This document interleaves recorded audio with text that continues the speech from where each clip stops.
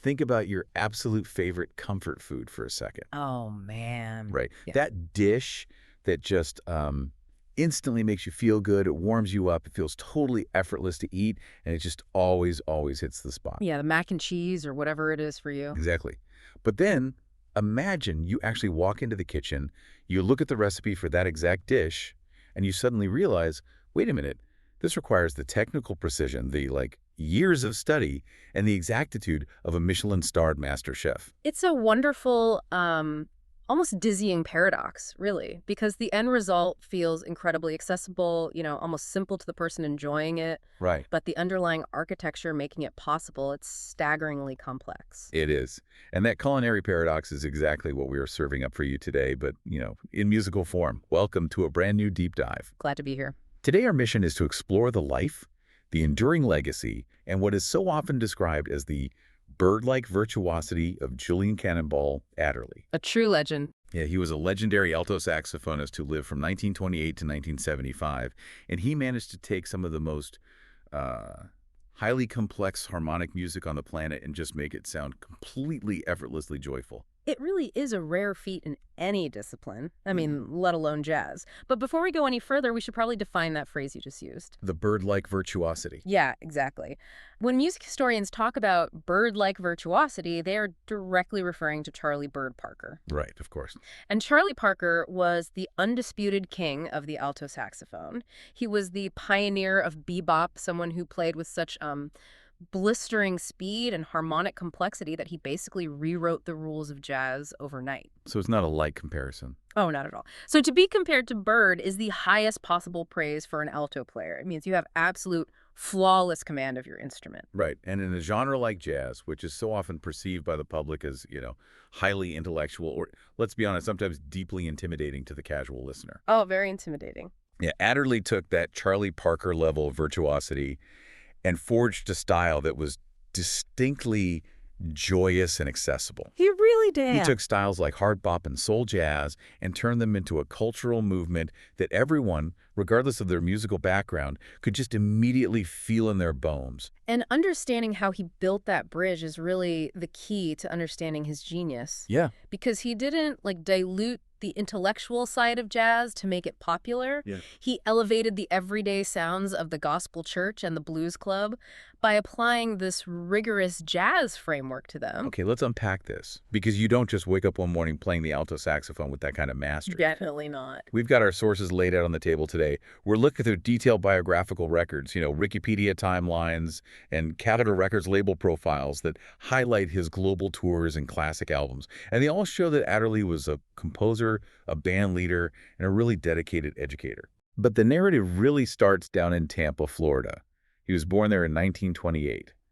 And right from the jump, his musical education was unusually broad. Very broad. He didn't just pick up one horn. He began his journey studying both brass and reed instruments. Well, let's pause there because that duality early on is crucial, and it explains so much of his later sound. Wait, really? Yeah. I mean, does playing both families of instruments actually make a difference? Oh, yeah. Why wouldn't you just want to focus all your energy on mastering one single thing? It makes a massive difference, and it really all comes down to the embouchure. Embouchure. Yes, the embouchure is a specific way a musician shapes their lips, their mouth, their tongue, and their facial muscles around a mouthpiece. Oh. So a brass instrument, like a trumpet, requires a completely different muscle tension, buzzing technique, and breath control than a reed instrument, like a saxophone. So they're physically completely different disciplines. Exactly. By studying both, a young musician develops a very particular kind of physical and mental discipline. It builds a different kind of lung stamina and a much broader tonal vocabulary. You start thinking about melodies from multiple physical perspectives. That makes a lot of sense. You're building a wider foundation. Right. And speaking of foundation, before he ever hits the big time, there's a fascinating detour in his story. Oh, the military stint. Yeah, he passes through the U.S. Navy Band program. And I have to admit, when I think of revolutionary improvisational jazz artists, I do not immediately think of the military. No, most people don't. But what's fascinating here is how that military experience acts as an incubator for his talent. How so? Well, the U.S. Navy Band program is not about individual grandstanding or, spontaneous late-night jamming. I would imagine not. It is about uncompromising discipline. It is about playing your part perfectly within a larger structure. You are expected to sight read incredibly complex written arrangements flawlessly on the first try, and you have to perform under immense pressure. That environment gave him a rock-solid, incredibly precise technical framework. Which completely sets the stage for what happens next. Exactly. The year is 1955, and Adderley makes his monumental move to New York City. Now, New York in 1955 is the absolute epicenter of the jazz universe. It's a place to be. It is fiercely competitive, and the story goes that he makes this explosive debut by simply sitting in with Oscar Pettiford's band. Pettiford was a huge name, too, an elite band leader. Right. So Adderley gets on stage and immediately brings this fresh, blues-drenched energy to the alto saxophone that absolutely blows everyone in the room away. It's just wild to think about. It's almost like, well, it's not just an unknown athlete having a good game. Yes. It's more like a guy walking into a room of classically trained Shakespearean actors. Oh, I like this. And he blows them away by reciting a monologue in deep, everyday Southern slang, but he's perfectly utilizing iambic pentameter. That is a brilliant way to look at it. He was speaking their highly technical language, but with an entirely different accent. Right. And that only works because of the Navy band discipline and that early dual instrument study. Because he had the chops. Exactly. He could unleash that raw, blues-drenched feeling because he had the sheer technical mastery, the iambic pentameter, to use your analogy, to back it up without ever losing control. He wasn't just playing loud or playing fast. No. He had the emotional vocabulary of a Southern bluesman, but the grammar and syntax of a master technician. And that vocabulary gets him noticed immediately by the heavyweights. Which brings us to a transition in his career, because he doesn't just rest on that explosive arrival. He really couldn't afford to. He starts collaborating with the absolute greatest minds in jazz. Specifically, he gets brought into Miles Davis's first great sextet. Oh, yeah. Playing right alongside the legendary John Coltrane. Which is, arguably one of the most important and influential ensembles in the history of 20th century music. For sure. You have Davis on trumpet playing with this cool, detached, sparse brilliance. You have Coltrane on tenor sax pushing the absolute limits of harmonic complexity. And then Cannonball. And then you have Adderley on alto bringing that earthy, joyful fire. But wait, let me jump in here. Sure. If Adderley was already this explosive, fully formed, dominating talent in 1955 when he sat in with Oscar Pettiford, what is he actually getting out of this? History describes this era as an education or a mentorship under Davis.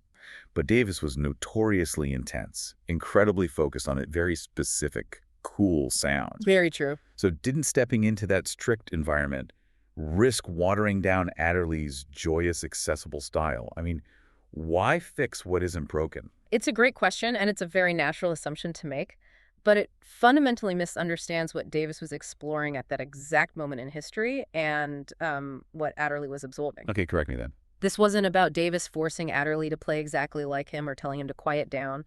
Rather than stifling him, this period provided a critical education in a totally new frontier. Which was? Modal jazz. Okay, modal jazz. I hear that term thrown around a lot. Yeah. What did that actually mean for the person holding the saxophone? Right. To understand modal jazz, you first have to understand what they were doing before it. The prevailing style was hard bop. Right, hard bop. Hard bop is fast, it's blues infused, but crucially, it relies on rapidly changing chord progressions.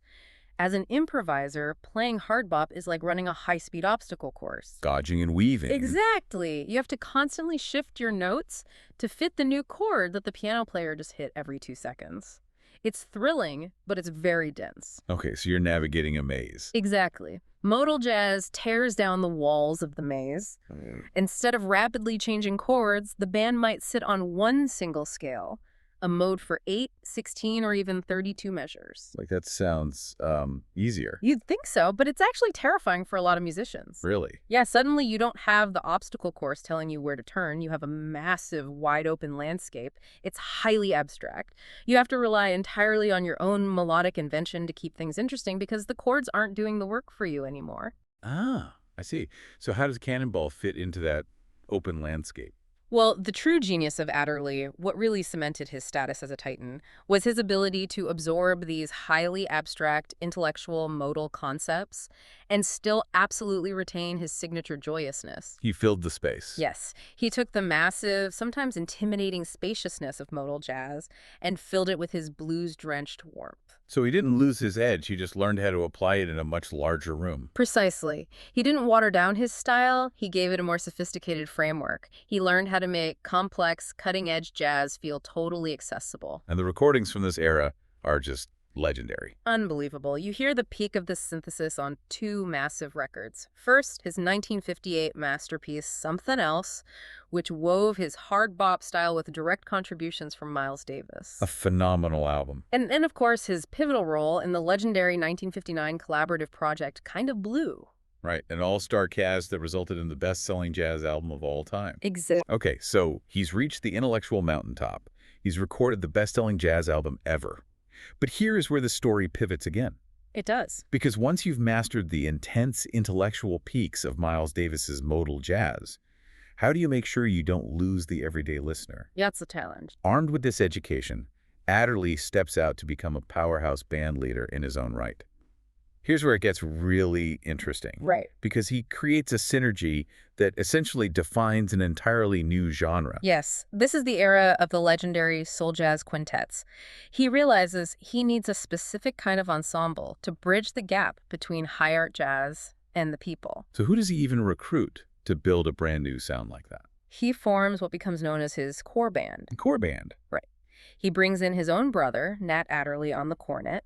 He recruits the brilliant Joe Zawinul on piano and Sam Jones on bass. Talk about a lineup. Yeah, this rhythm section and frontline partnership becomes his frequent recording and touring foundation. And in 1959, this specific group releases a live album called the Cannonball Adderley Quintet in San Francisco. A landmark record. And looking at the history, this album is widely credited with practically inventing soul jazz. But I have to ask, hard bop and gospel, those feel like two completely opposite worlds. They do on paper, sure. Yeah, because hard bop is so complex and virtuosic, and gospel is so communal and groove-based. How do those not just violently clash? That is the magic of the core band. They didn't clash because the rhythm section anchored the intellect in a groove. Anchored in a groove, I like that. So Daljas takes the harmonic complexity and the improvisational rigor of hard bop and grounds it deeply in the rhythms of R&B and the gospel church. Oh. Having his brother Nat and Joe Zawinul there created this incredible dynamic foundation. They understood each other musically on a telepathic level. So they could handle the complexity while keeping the beat. Exactly. They could play the most complex, staggering musical figures, but the bass and the piano were laying down a groove so deep that it always felt like a Saturday night dance. You didn't need a degree in music theory to tap your foot to it. Which brings us to 1966. They keep touring, they keep refining this sound, they build a massive following, and then they release a smash hit called Mercy, Mercy, Mercy, Live at the Club. What a monumental track. It really is. The title track, Mercy, Mercy, Mercy, was actually composed by his piano player, Joe Zawinul. Right, Zawinul wrote it. It explored heavy gospel influences, and crucially, it featured Zawinul playing the electric piano. It was such a massive cultural moment that it earned Adderley a Grammy Award in 1967. Huge achievement. But think about the irony here for a second. You have this rigorously trained maestro, a guy who studied brass and reeds, played strict arrangements in the Navy, went toe-to-toe with John Coltrane navigating the heights of modal jazz, and he gets his biggest smash hit, and a Grammy, by taking an electric piano and basically taking everyone to church. It is ironic. And, you know, for a lot of jazz purists at the time, the electric piano was seen as a novelty. Some even called it a sellout move. Really? Oh, yeah. But if we connect this to the bigger picture, it perfectly illustrates who Adderley was at his core.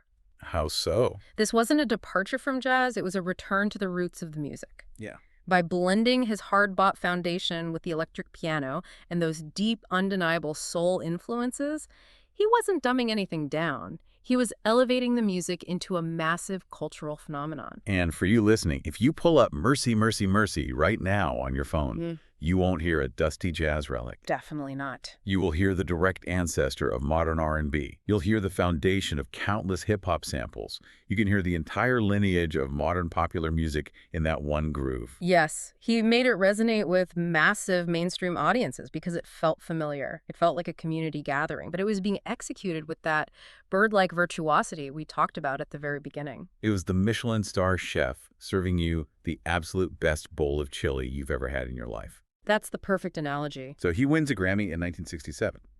Now, for most people, that's it. You've peaked. You spend the rest of your career playing that exact same hit song by the pool. Retiring comfortably, yeah. But Julian Cannonball Adderley was relentless.